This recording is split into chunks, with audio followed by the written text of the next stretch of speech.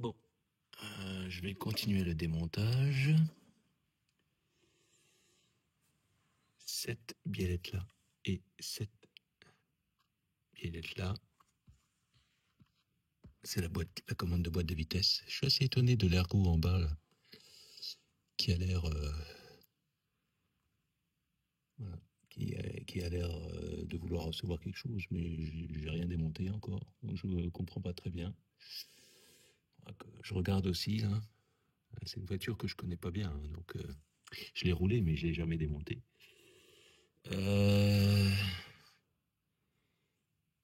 Donc, ça à enlever. Ça, c'est le câble de compteur tout en bas. Hein. Donc ça aussi, elle est connectée. J'ai vu une masse qui traînait par ici. Voilà, le fil de masse, là, on le voit bien. Je vais enfin, depuis le temps que je le dis, je vais enlever les durites. Voilà. D'ailleurs, j'ai trouvé une boîte qui refait les kits refroidissement, enfin durites de refroidissement. Là.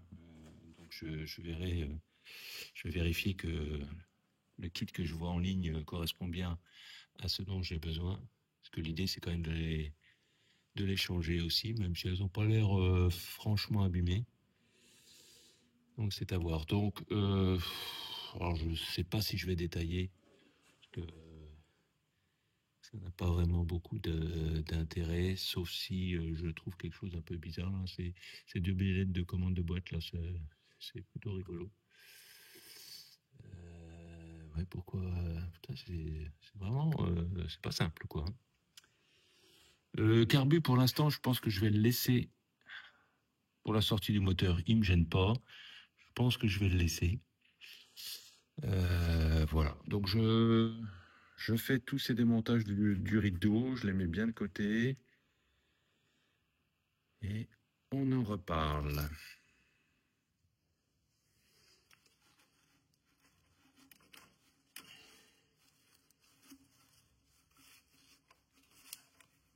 Même ça. Je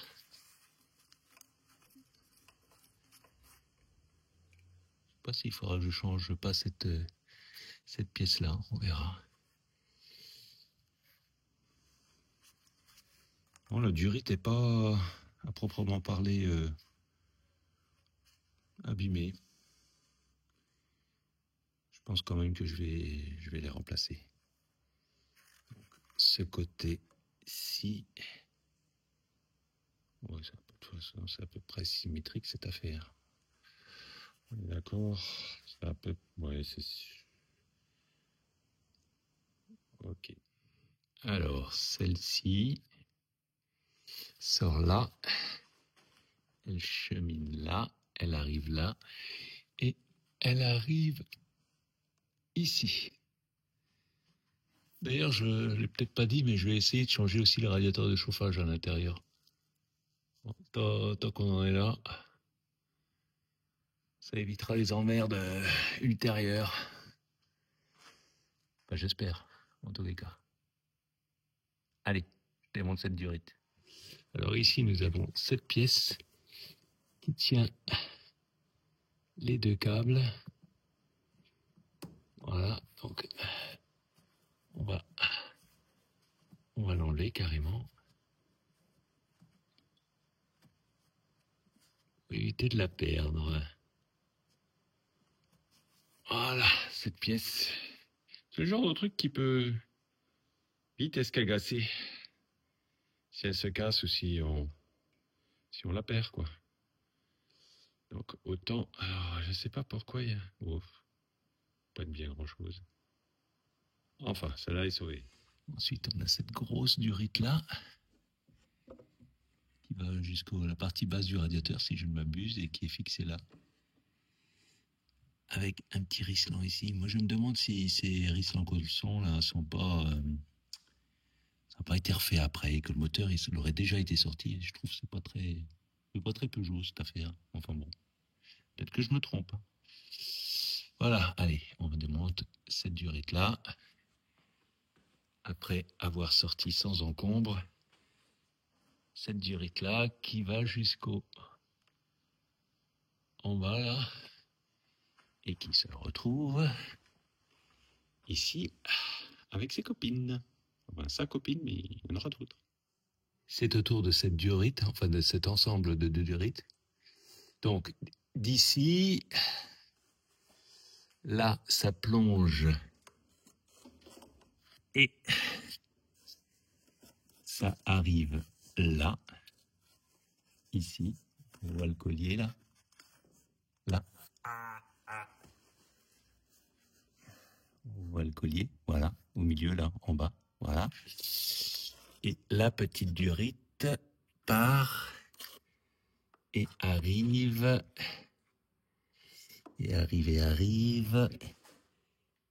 là-haut. Alors, est-ce qu'on la voit? Voilà, c'est celle au milieu là, avec le collier. Voilà, donc à desserrer, à ôter. Boum boum. Voilà, j'ai enlevé les biellettes. Ça va tout bien. Là, je vais m'occuper du câble de compteur. Je vais nettoyer un peu la zone. Et puis ensuite, on s'occupera de ça, de la masse. Voilà, là, on y voit un peu plus clair. Ça va me permettre de désolidariser le câble de compteur. La masse, c'est fait. Il restera.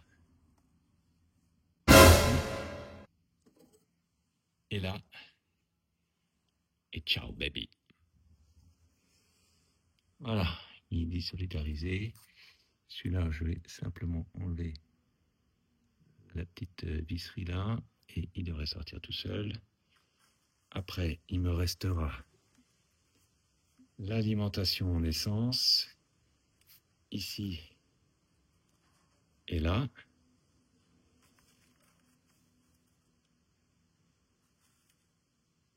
La connexion du master rack.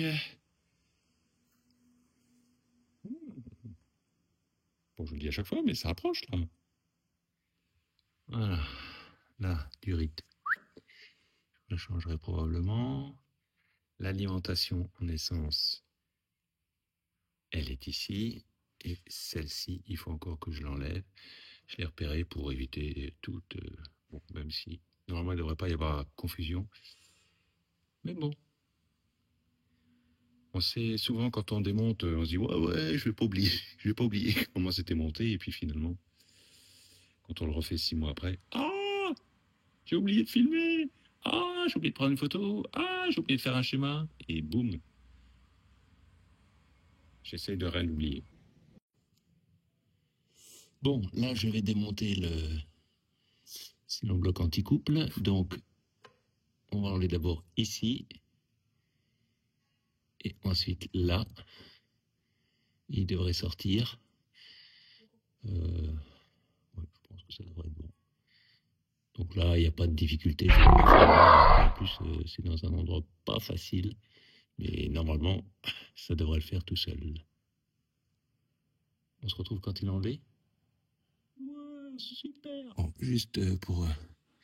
voilà, j'ai quand même bien nettoyé la surface pour pouvoir avoir un désassemblement plus propre et plus facile surtout. Ouais, comme quoi, il faut bien sécuriser ses appuis. Parce que quand j'ai enlevé le cylindre bloc anti-couple, le moteur a un petit peu pivoté. Heureusement, j'avais ma chandelle et le cric en supplémentif parce que j'étais juste en dessous. Comme quoi, il faut toujours faire très très attention. Bon, il y a plus de peur que de mal, il y a rien eu. Hein. Heureusement que j'avais étayé. Donc là, je l'ai redressé. Hein. Ne cherchez pas, la sangle, elle est vraiment pas comme il faut, mais le but, c'était de redresser le moteur. Je vais prendre le cric là, le remettre sous la boîte. Je vais enlever les sangles. Je vais désolidariser le dernier cylindre bloc, remettre la chèvre au milieu et à ce moment-là faire un... Parce que là, le lever comme ça, c'est un peu con. Il va partir dans tous les sens. Mais encore une fois, c'était juste pour le remettre à peu près d'aplomb. Ouf. Bon, là on est beaucoup mieux.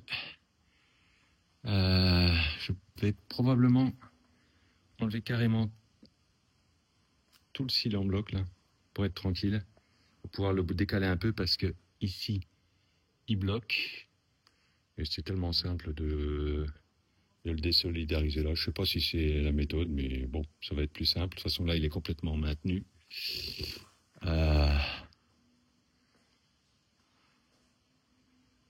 Purée, c'est pas de la tarte, mais bon, je filmerai pas la sortie parce que je suis tout seul, pas de trépied, bref, j'ai compris. Bon, on reprend les bases, on arrête de faire n'importe quoi, on recommence. J'ai mis une qualifie. Le clic sur le différentiel. Et on va reprendre ça correctement et trouver une chaîne. Ça sera plus simple, parce que là, en fait, il partait un peu dans tous les sens. Ah, purée, je vais enlever le filtre à huile peut-être parce qu'il va... Ouf. Bon, sans Maël, j'aurais galéré encore plus que l'effort à faire. Ah, j'ai oublié la... J'ai une palette. Mais... Ah, attends. Ah, attends. Vas-y. Vas-y.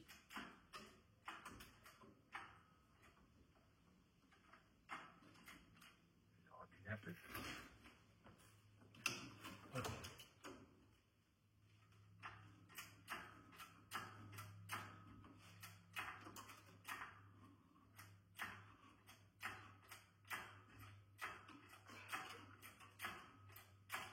ETU.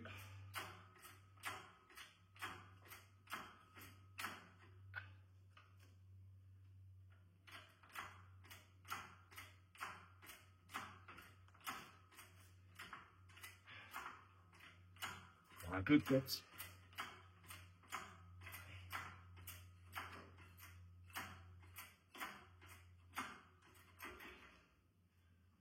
Tu peux.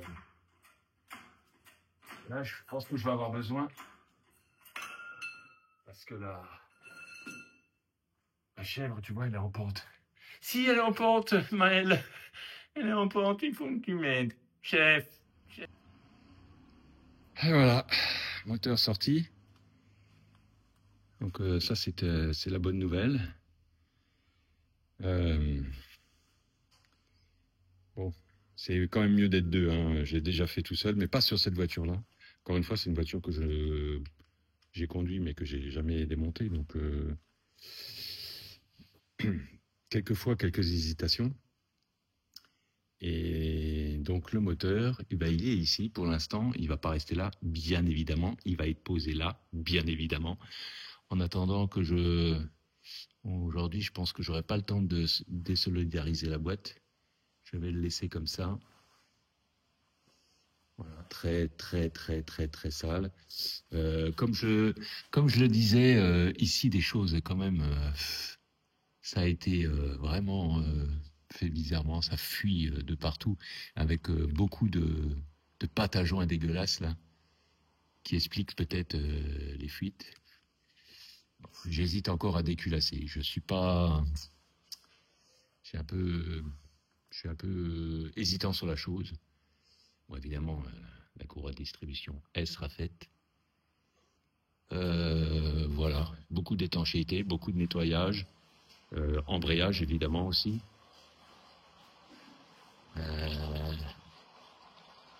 Voilà, quand même pas mal de choses à faire. Là, on voit bien l'arrière du moteur. Hein. Voilà, donc c'est très sale. Le démarreur. Ici, beaucoup de graisse. Vraiment un nettoyage très poussé à faire. Le joint de carter, enfin tout ça, je l'ai déjà un peu dit. Désolé si je me répète. Voilà. On va lui faire une petite cure de nettoyage. Ça va prendre du temps. Hein. Je ne documenterai peut-être pas tout. Parce que là aussi, il y a beaucoup de nettoyage à faire. En démontage, je pense pas que j'irai beaucoup plus loin que ça. J'hésite avec déposer carrément le berceau. Franchement, je suis pas sûr que le jeu en vaille la peine. Bon, on en reparlera. De toute façon, je détaillerai un petit peu encore les choses. Là, le but, c'est déjà de ranger le champ de bataille. Et puis de la semaine prochaine, parce que je pense que je n'aurai plus le temps de faire grand-chose ce soir. La semaine prochaine, c'est de vraiment commencer un nettoyage, un inventaire des pièces à commander, parce que, bon, pour l'instant, il n'y a pas eu de... J'ai rien commandé encore en termes de pièces. J'attends de voir. J'attends de voir aussi un peu l'état du nettoyage. Là, je vais le pousser assez loin pour avoir un compartiment moteur et, et ici, des choses bien propres. Voilà, là, je vais tout gratter, tout nettoyer, ça je sais faire. Voilà, il y a encore les freins, j'ai pas encore déposé les disques, les étriers de frein, pardon. Mais voilà, il y a des choses à faire. Là aussi, la biellette de direction, il faudra ça, je vais les changer, je pense. Voilà. Il y a une petite liste de courses qui va commencer à se monter. Là où je suis content, c'est qu'il n'y a pas eu de dégâts, je suis en train de me dire, là, c'est quoi cette vis-là? Ah oui, c'est la vis du starter, du câble de starter, il faut que je la remette pour éviter de la perdre. Vous voyez, toujours, des fois on fait des choses machinalement et en pause, et enfin moi je sais que je suis assez friand de ce genre de choses. C'est où, avec la bio? Voilà, c'est une belle étape de fête. Encore merci à mon pote Maël qui était là. Il a su me dissuader de lever le moteur avec la sangle qui était, c'est vrai, c'était un peu léger. On a repris les bases. C'est important par moment de savoir dire attention, là je suis pris dans un engrenage où ça pourrait mal se passer.